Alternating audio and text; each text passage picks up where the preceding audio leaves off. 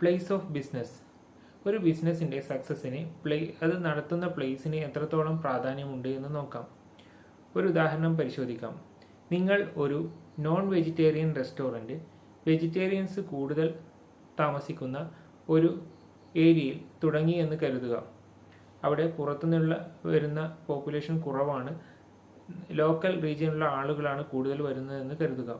അങ്ങനെയെങ്കിൽ നിങ്ങൾ non vegetarian restaurant അവിടെ തുടങ്ങിക്കഴിഞ്ഞാൽ അവിടെ വരുന്ന കസ്റ്റമേഴ്സിൻ്റെ എണ്ണം വളരെ കുറവായിരിക്കും.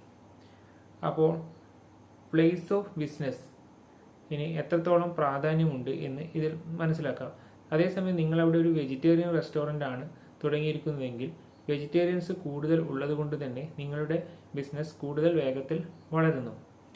അതുപോലെ തന്നെ മറ്റെന്ത് തരത്തിലുള്ള ബിസിനസ് ആണെങ്കിലും ആ ഒരു പ്ലേസിൽ ആ ബിസിനസ്സിന് എത്രത്തോളം കസ്റ്റമേഴ്സിന് കിട്ടും എന്ന് മാർക്കറ്റ് അനലിസ്റ്റിനെ കൊണ്ട് പഠിച്ച ശേഷം വേണം ചെയ്യാൻ.